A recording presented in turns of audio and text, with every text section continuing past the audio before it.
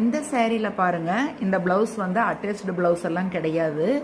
இது வந்து தனியாக இதுக்கு மேட்சிங்காக எடுத்து கிளாத் எடுத்து தைச்சது தான். இந்த டிசைன் பார்த்தீங்க அப்படின்னா ரொம்ப சிம்பிளாக தான் இருக்கும். ஆனால் வந்துட்டு நல்ல நீட்டாக அழகாக தைச்சிருக்காங்க பாருங்கள்.